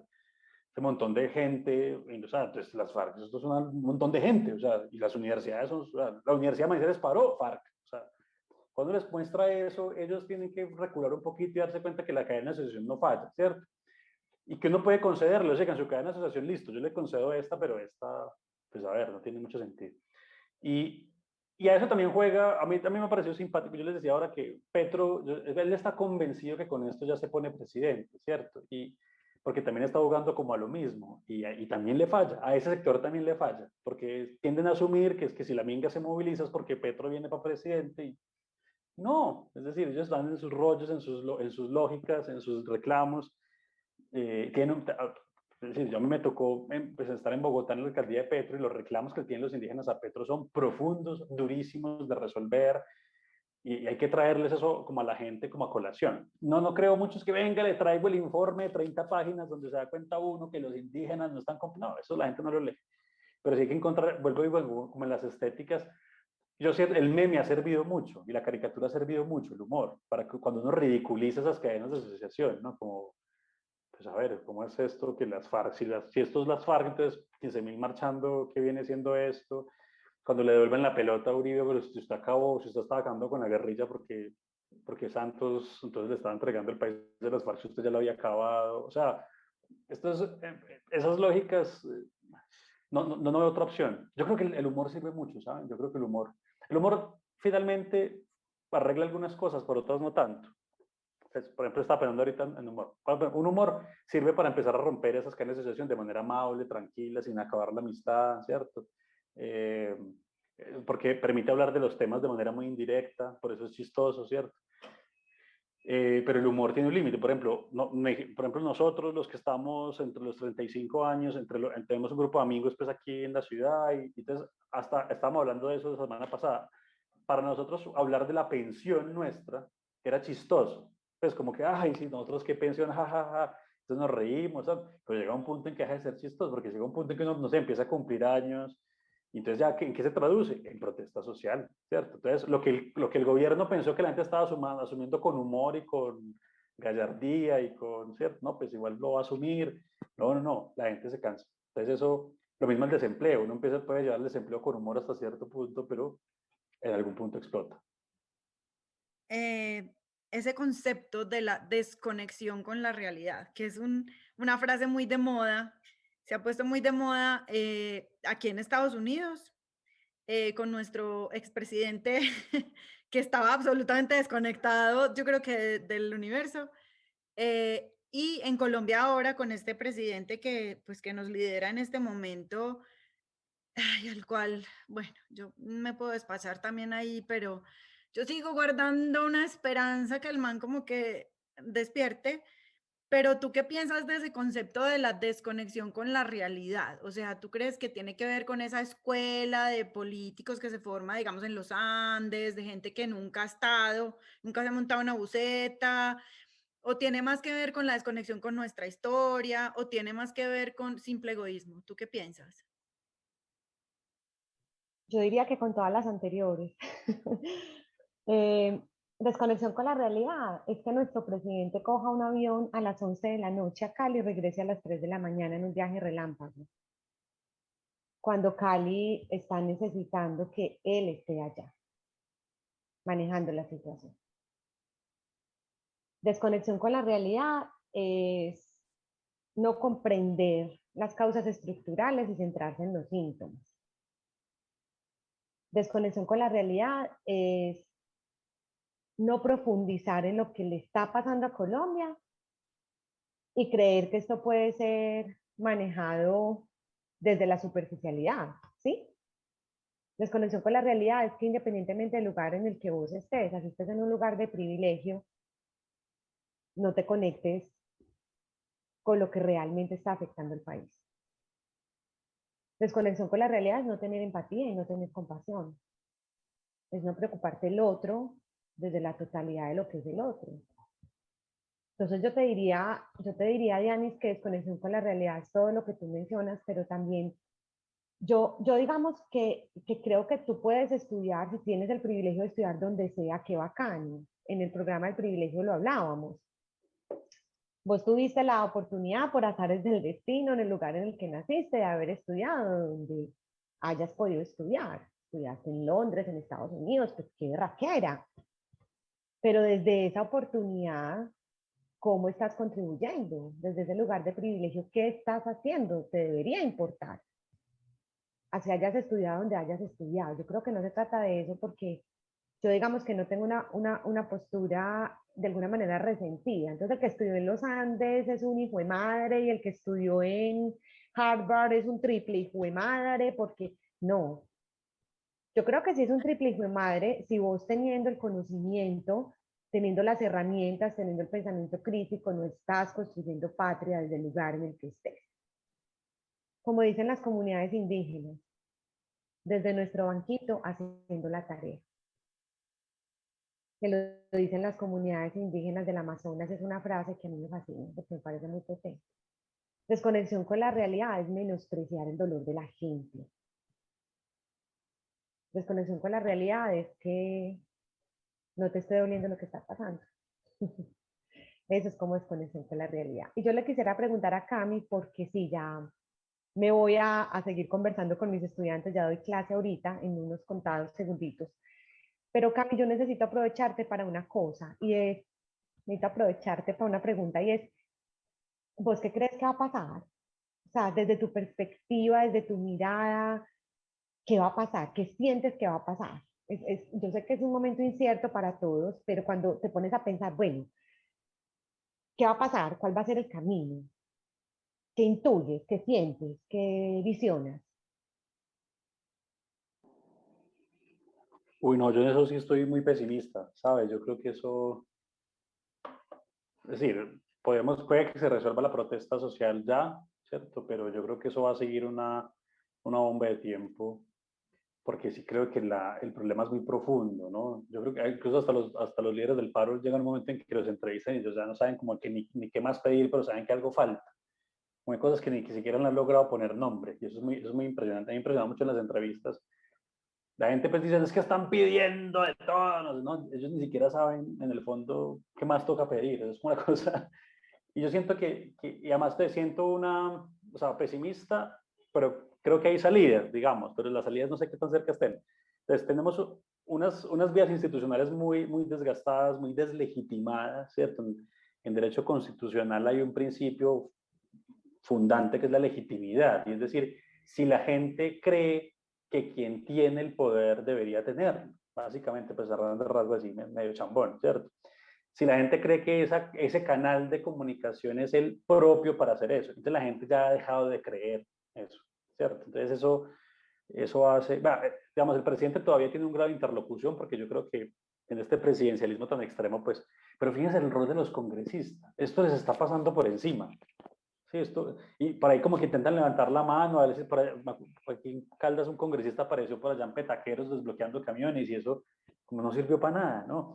Aquí en Manizales hay una concejal del Partido Verde que ha jugado un rol, o sea, más que concejales de mediadora, o sea, se puso ahí como a moderar el debate, pero los políticos, o sea, como que, y eso es lo que está pasando, que la gente ya ni lo reconoce y eso es muy grave, eso es, para cualquier estado es muy grave, para cualquier democracia es muy grave porque entonces se abren como el juego infinito donde todo el mundo empieza a cazar, ¿cierto? Y en un contexto tan violento, con tanta gente armada, con tanta gente queriendo hacer daño, pues se van a aprovechar de eso.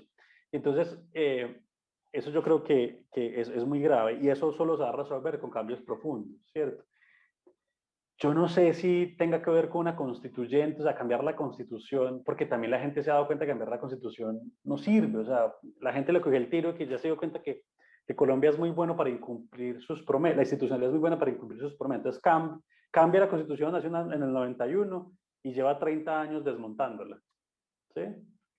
Hacen un proceso de paz y entonces llevamos 5 años desmontándolo. Entonces como que la gente ya se dio cuenta que no es solo la foto de crearla, y yo sí creo que tiene que haber como cambios muy profundos institucionales y va a tener que suceder, pero esos son temas que esos en las democracias duran mucho tiempo y son muy dolorosos y van a ser muy difíciles. Pero yo creo que una de las vías, sí creo, es que tiene que ver con la institucionalidad civil. O sea, los que estamos en las ONGs, en las universidades, en los gremios, no podemos caer como en la trampa de hundirnos con la institucionalidad pública, ¿cierto? Diga, es más bien reconocer, venga, esa institucionalidad también está desgastada para nosotros, quizás no en la misma medida de los que estás protestando, pero yo siento es como un cerrar filas, entonces sí, entonces lo que es con Duque es con nosotros, entonces cierran filas, y yo siento que eso no soluciona porque la única vía que nos queda son canales institucionales, civiles, que no son los partidos políticos, claramente, y que tenemos que empezar a encauzar esas discusiones y también esas vocerías, ¿cierto? Es decir, no todas las lograremos encauzar, ¿cierto? Seguramente los indígenas se irán con sus propias vocerías, ¿cierto? Pero hay unas que sí. O sea, las universidades tienen que empezar a hablar en clave de sentarse con el gobierno a decirle que algo está fallando, muy como en la época de la séptima papeleta también, ¿cierto? Más que la constituyente, de lo previa a la constituyente del 91, que fue una institucionalidad civil diciéndole al presidente, sí, oiga, nos toca, nos va a tocar, ¿cierto? Porque además yo veo que si no se hace con las próximas elecciones, vamos a tener unas elecciones muy duras, muy fuertes, muy polarizadas, con personajes, o sea, yo creo que Petro no le favorece a este ambiente porque él es una persona que sabemos saca partido de estas cosas en términos muy para él, es como otro mesías, ¿cierto? Otro proyecto mesiánico. Se va a encontrar con unas entidades de control desinstitucionales, es decir, que las puso el gobierno anterior para hacerle la vida imposible. Entonces vamos a tener seguramente un presidente en un juicio y eso vuelve y explota. Eso va a ser, yo no sé, yo veo esto siento que la desinstitucionalización nos está llevando a elecciones que quizás puedan ser más problemáticas, sobre todo con un personaje como Petro, y bueno, y como el que vuelva y diga Uribe, seguramente va a ser muy difícil. Pero tampoco es que la coalición de la esperanza les está pasando esto por encima. O sea, ellos no están logrando agarrar, la gente los ve como políticos. No sé, ustedes vieron el desprestigio tan duro cuando se reunieron con el presidente, pues Fajardo y todos ellos, eso tampoco les fue bien, porque la gente está tan indignada que ni siquiera los reconocen a ellos. Yo creo que eso sí va a estar un poco de la sociedad civil, un poco más organizada, más institucional, intentar encauzar cosas y apoyar reclamos, en lugar de estar como cerrando filas a rajatabla porque sí, ¿cierto? Claro, vencer un poquito ese miedo, claro, ponernos un poco del lado del reclamo, nos llena un poquito de inseguridades porque vamos a perder certezas, los sectores productivos seguramente van a perder certezas de los que pues, son vitales para los negocios, obviamente, pero a lo mejor hay que ser un poquito porque lo que se nos viene puede ser peor, porque yo veo que esto cada año es más fuerte, más difícil, con más sectores, y bueno, yo no sé. Yo Este pienso, concepto de institucionalidad civil está una machera. Gracias. Creo que ese es un camino interesantísimo que hay que explorar. Coincido contigo plenamente. Qué interesante, Cami, porque sí. Yo te hice la pregunta con doble intención porque sé que al que se la hagan en este momento va a decir, ¡jue madre! La solución, ¿cuál es? ¿Cierto? Y todos nos debatimos mucho como desde nuestro rol qué se puede hacer, pero creo que tiras un camino muy interesante para profundizar y explorar. y definitivamente los revolcones es lo único que cambia la historia de un país. Pues es que quedarnos calladitos, obedientes y ser espectadores no va a cambiar nada. Y el país tiene que cambiar, o sea, tenemos que bajarnos de la nube en la que venimos montados hace décadas y en muchas cosas hace siglos. Yo pues tengo que despedir el programa porque se nos acabó el tiempo. Muchísimas gracias, Camilo, por estar con nosotros, nos enseñaste muchísimo y no sé si mis incómodas estén de acuerdo, pero a mí me encantaría hacer un programa dedicado solo a la corrupción, Porque yo creo que la gente en Colombia habla mucho de corrupción, pero no entiende muy bien cómo es que la plata se va. Entonces, si tú nos aceptas la invitación, nos encantaría volverte a tener acá. Claro que sí, de una, feliz. Muchísimas Gracias, Camilo. Abrazos. Camilo, Chao, mil chao. gracias. Cuídense, Chao, chao. bizcochas. Chao.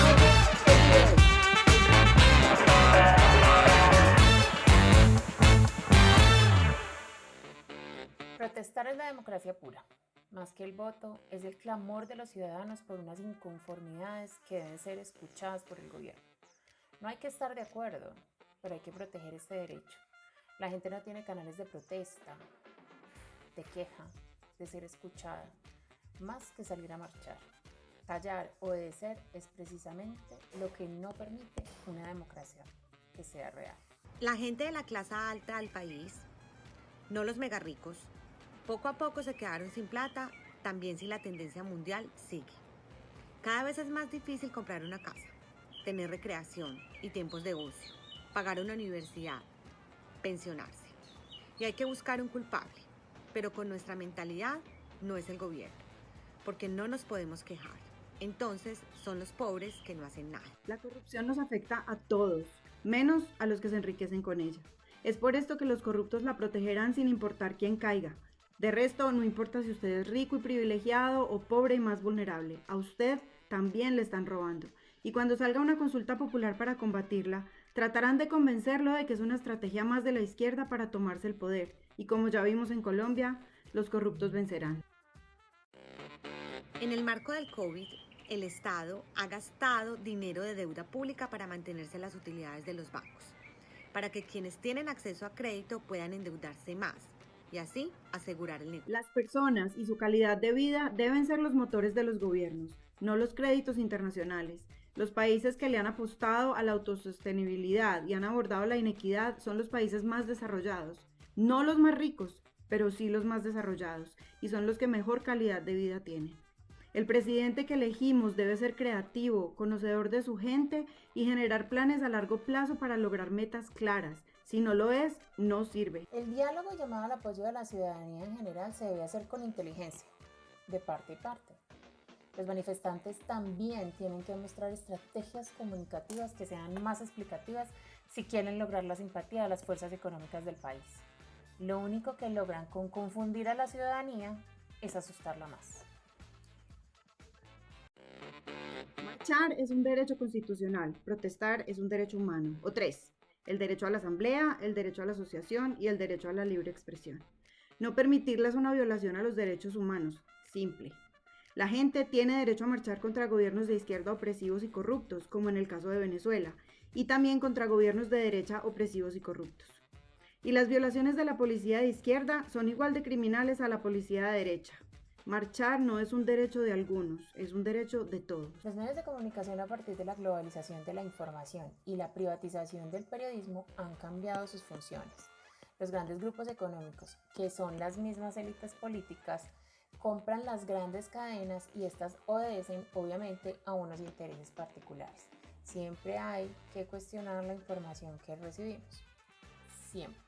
Como fuimos conquistados, cómo se gestaron nuestras instituciones, cómo siguen obedeciendo a los mismos intereses, sin tener en cuenta las minorías, comunidades indígenas y afrodescendientes que hoy tachan de guerrilleros.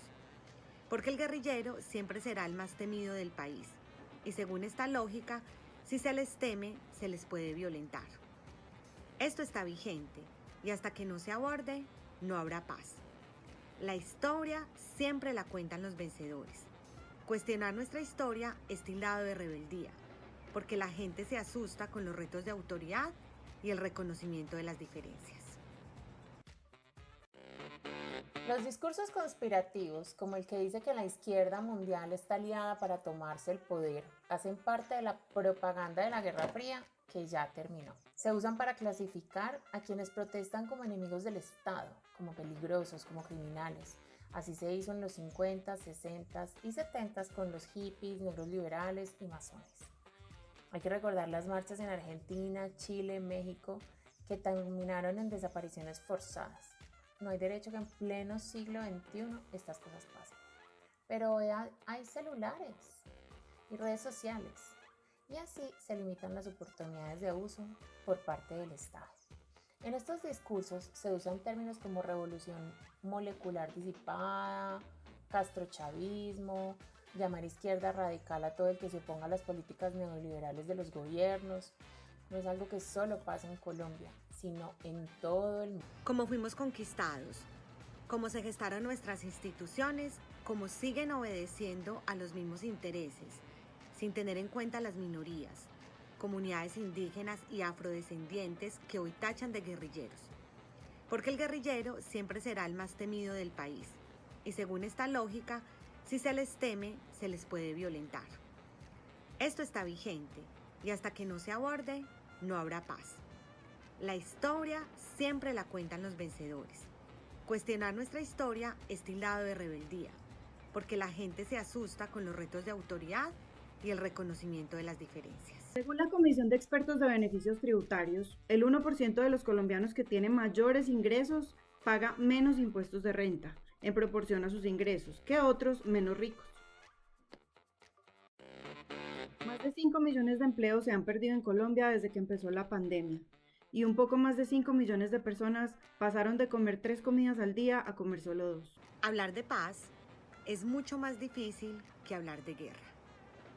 Enfrentarnos al cambio, a trabajar por algo que sea diferente, es perder unas bases de nuestra historia que nos hacen sentir seguros. Estas marchas nos enfrentan a unas realidades e identidades nuevas. No hay nadie más desprotegido que quien es violentado por el Estado. Porque ¿a quién le pide ayuda? ¿A la policía? ¿Al ejército? ¿Al gobierno? Es por esto que los organismos nacionales e internacionales de derechos humanos tienen que ser veedores de estos actos. En Colombia, entre 5 y 10 grandes grupos económicos toman las decisiones económicas y políticas en el país. Son ellos los que administran los dineros que los colombianos aportamos para la salud y pensión. Son privados, pero administran dineros públicos que nos pertenecen. Son ellos también quienes reciben los mayores beneficios tributarios. Y son ellos los que incluyen a todos los empresarios e industriales en sus discursos paternalistas. Pero en realidad, estos últimos no se benefician de las políticas que benefician a los mega ricos. Al contrario. Estas marchas nos enfrentan a unas realidades e identidades nuevas. Descartar a la gente categorizándola para justificar violencia y desprecio es un elemento de crueldad que jamás nos podemos permitir. En 2019, 662.000 personas entraron a la pobreza y 729.000 a la pobreza extrema, según el DANE. Esto fue antes de la pandemia. 17.5 millones de colombianos, o sea, el 35.7% del país, era pobre al finalizar el 2019. Colombia es el país donde a sus ciudadanos más les cuesta alcanzar sus objetivos en distintas áreas de la vida. Desde 2002, en el país han disminuido los índices de pobreza, pero ha aumentado la brecha de desigualdad. ¿Esto qué significa? La concentración del capital. Indicadores como el PIB, la pobreza, el desempleo, la bolsa de valores, etc., no son un reflejo claro de lo que la sociedad está enfrentando en la realidad. Hay que salir del palacio, hay que conocer las verdaderas dificultades de la gente y siquiera saber cuánto cuesta una docena de huevos. Desde la crisis del 2008, hemos visto el comienzo de una nueva forma de protesta. El rescate a los bancos en todo el mundo fue una cachetada a la población civil que lo perdió todo. Hoy en día los movimientos de oposición hacen parte de una sociedad civil formada y conectada a través de las redes, sin unos líderes definidos, lo que causa miedo a los gobiernos. Los temas comunes han sido el fin del patriarcado, el paternalismo, el racismo, las políticas del medio ambiente, la modernización de las instituciones que beneficien a las oligarquías y la reformulación de un capitalismo que evite que la brecha social siga beneficiando solo al 1% de la población. Las clases privilegiadas se sienten traicionadas. Sienten que quienes se quejan no son patriotas porque creen que ellos tienen en sus hombros el futuro del país. Tienen miedos reales y válidos que hay que escuchar. de que van a perder todo aquello por lo que trabajan y por lo que han trabajado sus padres y sus abuelos. Pero son miedos infundados en mentiras y en una historia violenta que empezó con saqueos, robos, violencia y así se desarrolló en nuestro país. Todos en Colombia estamos traumatizados porque las cosas se han conseguido violentamente.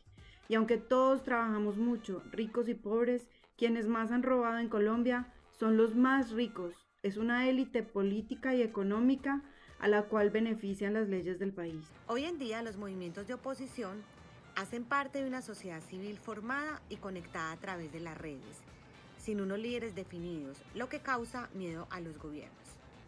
Los temas comunes han sido el fin del patriarcado, el paternalismo, el racismo, las políticas del medio ambiente, la modernización de las instituciones que beneficien a las oligarquías y la reformulación de un capitalismo que evite que la brecha social siga beneficiando solo al 1% de la población. Es muy difícil exigirle a la población que ha sido tratada tan injustamente de sacar adelante el país, cuando el país no le ha aportado mucho. Hay que cambiar no solo los discursos, sino también la forma como exigimos respeto y compromiso, la forma como nos tratamos y la injusticia social basada en una corrupción que la gente conoce y no sabe cómo combatir.